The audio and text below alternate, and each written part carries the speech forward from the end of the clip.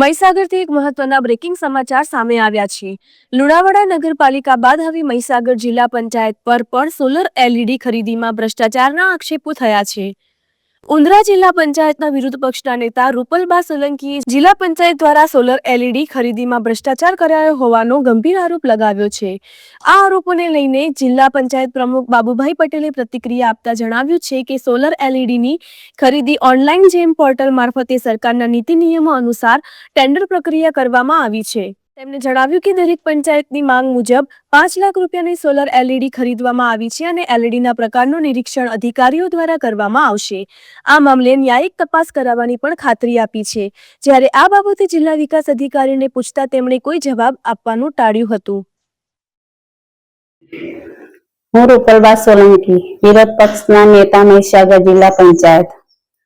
મારી ઉંદ્રા જિલ્લા પંચાયત વિસ્તારમાં સોલર એલઈડી લાઇટ માટે 15મા નાણાં પંચમાં 10%, લાઇટ માટે 15મા નાણાં પંચમાં 10% જિલ્લા આયોજનમાં 5 લાખની ગ્રાન્ટ ફાળવેલી હતી।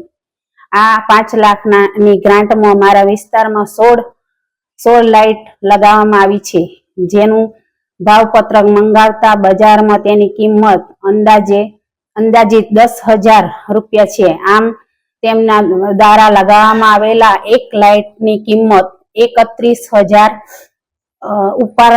ઉપરાંત થાય છે, જેથી કરીને ખાલી મારા ઉંદ્રા મત વિસ્તારમાં એકલો જ 3 લાખથી વધારે ભ્રષ્ટાચાર કરેલો છે। આમ આખા જિલ્લામાં 45 લાખ ઉપરની સોલર એલઈડી લગાવેલ છે, તેમાં મારી જાણ મુજબ 28 લાખથી વધારે ભ્રષ્ટાચાર આચરવામાં આવેલ છે, જેની તપાસ હું માંગ કરું છું।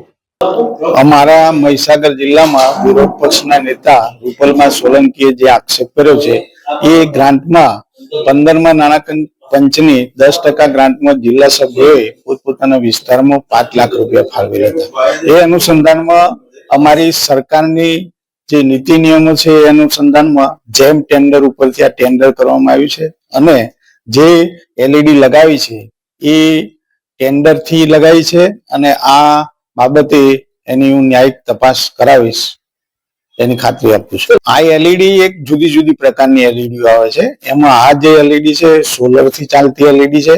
હવે એ જે લગાવી છે અમારા અધિકારીઓ પણ એનું નિરીક્ષણ કરશે અને પછી એની તપાસ કરી અને જે તે ખુલાસો કરીશું।